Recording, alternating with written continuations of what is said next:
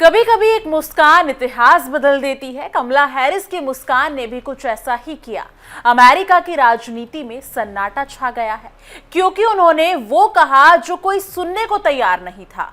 क्या 2028 में अमेरिका को पहली महिला राष्ट्रपति मिलने वाली है? क्या वो नाम होगा कमला हैरिस? नमस्कार, मेरा नाम भावना सुखीजा है। इंडिया डेली के डिजिटल प्लेटफॉर्म पर आप सभी का स्वागत है और मैं हूं आपके साथ तान्या त्यागी। कब तक अमेरिका के व्हाइट हाउस की कुर्सी सिर्फ एक पुरुष के नाम पर लिखी जाएगी? कब तक हर प्रेस कॉन्फ्रेंस में मिस्टर प्रेसिडेंट की गूंज के बीच कोई महिला नेता चुपचाप पृष्ठभूमि में खड़ी रहेगी? और क्या अब वो वक्त आ गया है जब इतिहास अपने पन्ने खुद पलटने वाला है? एक मुस्कान, एक वाक्य और पूरा अमेरिका राजनीतिक हलचल में आ गया है, क्योंकि उपराष्ट्रपति रह चुकी कमला हैरिस ने फिर से संकेत दिया है कि वो आने वाले 2028 के राष्ट्रपति चुनाव में मैदान में उतर सकती हैं। जी हाँ, बिल्कुल ठीक कहा। ये वही कमला हैरिस है जिन्होंने 2024 में राष्ट्रपति जो बाइडेन के हटने के बाद डेमोक्रेटिक पार्टी की कमान संभाली थी। उन्होंने अमेरिकी राजनीति के सबसे कठिन चुनाव में से एक लड़ा और भले ही उन्हें हार का सामना करना पड़ा हो, लेकिन उनकी यात्रा ने एक संदेश दिया कि अमेरिका में महिला नेतृत्व अब सिर्फ कल्पना नहीं रहा। शनिवार को उनके दिए गए इंटरव्यू में जब उनसे पूछा गया कि क्या वो दोबारा चुनाव लड़ेंगी, तो उन्होंने मुस्कुराते हुए कहा, मैंने अभी हार नहीं मानी है, बस इतना कहना ही काफी था। उस मुस्कान में आत्मविश्वास था और इस वाक्य में उम्मीद की पूरी कहानी छिपी थी। बिल्कुल, कमला हैरिस का ये बयान ऐसे समय में आया जब उन्होंने हाल ही में अपनी किताब 107 डेज लॉन्च की। इस किताब में उन्होंने साल 2024 के राष्ट्रपति चुनाव के उस दौर का बारीकी से बताया जब जो बाइडेन के अचानक हटने के बाद उन्होंने सिर्फ 107 दिन में पार्टी की उम्मीदों का बोझ अपने कंधे पर उठा लिया था। वो 107 दिन उनके जीवन के सबसे कठिन दिन थे। आलोचना, संदेह, मीडिया का दबाव, विपक्ष के तीखे हमले, सब कुछ था, लेकिन उन्होंने उसी समय साबित किया कि राजनीति उनके लिए सत्ता की लड़ाई नहीं बल्कि सेवा की भावना है। उन्होंने कहा था, मैंने हमेशा अपनी जिंदगी को सेवा की भावना के लिए साथ जिया है। सेवा करने के कई तरीके होते हैं और मैंने कभी लोकप्रियता या जनमत सर्वेक्षणों पर ध्यान नहीं दिया। जी हाँ, शायद इसी सोच ने उन्हें बाकी नेताओं से अलग बनाया, क्योंकि जहां राजनीति अक्सर महत्वाकांक्षा और अहंकार का खेल बन जाती है, वहां कमला हैरिस ने इसे जिम्मेदारी और आत्मसमर्पण का मार्ग बना लिया।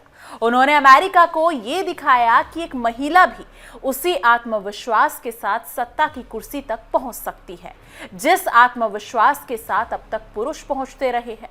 और अब जब वो कहती है कि अमेरिका में पहली महिला राष्ट्रपति जरूर बनेगी, तो वो बात सिर्फ राजनीति की नहीं करती, वो एक पीढ़ी के सपने को शब्द देती हैं।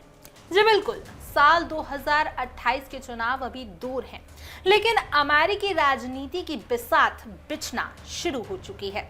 डेमोक्रेटिक पार्टी के अंदर नए चेहरे उभर रहे हैं। कैलिफोर्निया के गवर्नर गैविन न्यूसम, केंटकी ने एंटी बेशर और सांसद रॉ खन्ना जैसे नेता अब देश भर में सक्रिय हैं, लेकिन इनमें से कोई भी कमला हैरिस जैसा राष्ट्रीय प्रभाव नहीं रखता। उनका नाम सिर्फ एक राजनीतिक चेहरा नहीं बल्कि अमेरिका की विविधता का प्रतीक है। भारतीय मूल की मां, जैमेकन मूल के पिता और अमेरिकी धरती पर जन्मी वो महिला जिसने अपने संघर्ष से पहचान बनाई। जी हाँ, बिल्कुल सही कहा। उनकी कहानी अमेरिका के बदलते समाज की भी कहानी है। वो दौर जा चुका है जब राजनीति में सिर्फ श्वेत पुरुषों की बात होती थी। आज अमेरिका उस हकीकत को स्वीकार कर रहा है कि उसकी शक्ति उसके रंगों और आवाजों की विविधता में छिपी है। कमला हैरिस इस नई परिभाषा का चेहरा है और यही कारण है कि डेमोक्रेटिक पार्टी में आज भी उनका प्रभाव बना हुआ है। भले ही वो 2024 का चुनाव हार चुकी हूं, लेकिन कहीं ना कहीं ये नजर आ रहा है जिस हिसाब से अब वो मैदान में नजर आ रही हैं, तो वो ट्रंप को पछाड़ सकती हैं। ये अपने आप में एक दिलचस्प बात होगी, क्योंकि हाल ही में नो किंग्स प्रोटेस्ट चलाया जा रहा है अमेरिका में ट्रंप के खिलाफ। तो इससे ये जाहिर हो रहा है कि वहां की यूथ ट्रंप के खिलाफ है। वो नहीं चाहती कि ट्रंप दोबारा से अमेरिका के प्रेसिडेंट बने, तो वहीं ये बाजी कमला हैरिस मार सकती हैं।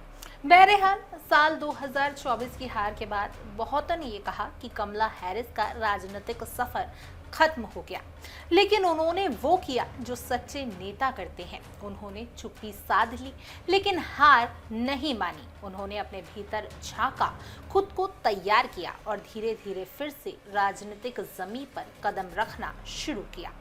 उन्होंने किसी से बदला नहीं लिया, किसी पर आरोप नहीं लगाया, बल्कि खुद को और मजबूत बनाया।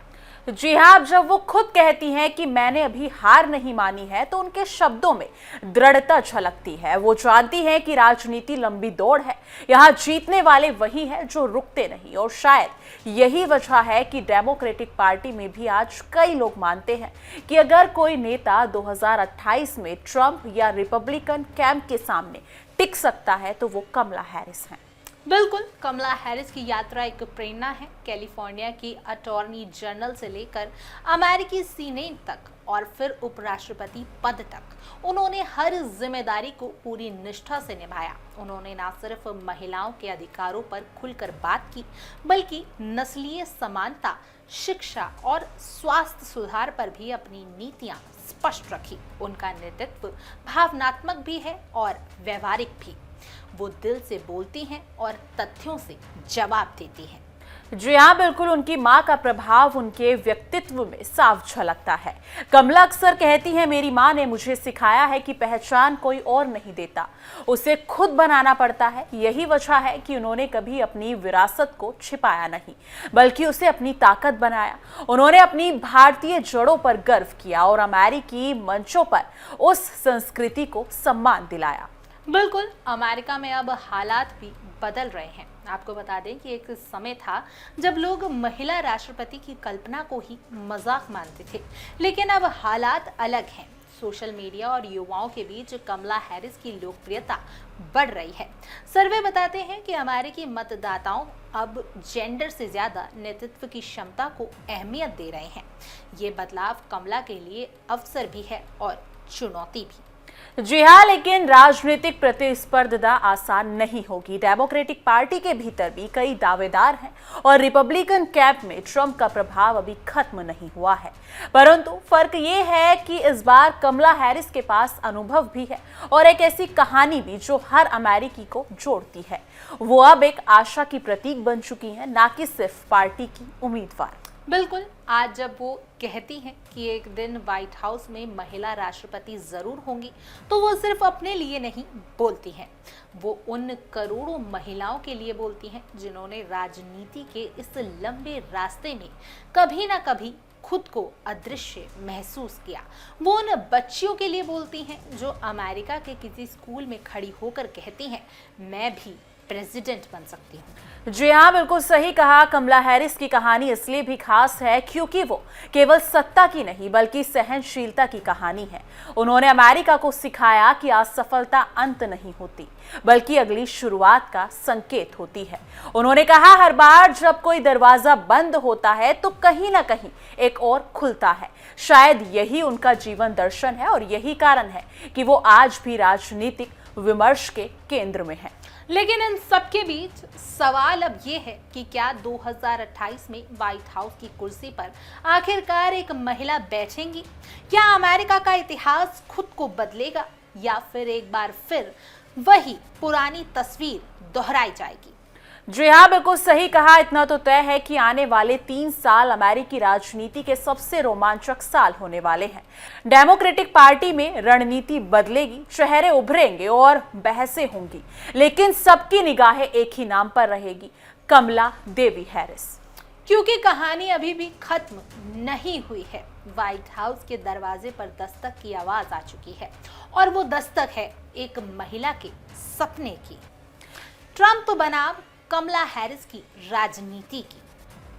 जी हाँ, बिल्कुल ठीक कहा। ये देखना काफी दिलचस्प होगा कि आखिरकार ये वाला इलेक्शन कौन जीतता है, कमला हैरिस या फिर, क्योंकि दौड़ में ट्रंप भी है और ट्रंप ने उनको पछाड़ दिया था, तो अब देखना होगा ट्रंप दोबारा से उनको पछाड़ते हैं या फिर कमला हैरिस ट्रंप को पछाड़ती है। इस मुद्दे को लेकर आपकी क्या राय है, कमेंट सेक्शन में जरूर साझा कीजिएगा। बाकी बने रहिएगा इंडिया डेली के डिजिटल प्लेटफॉर्म पर हमारे खास शो तहकीकात, हर खबर की तह तक।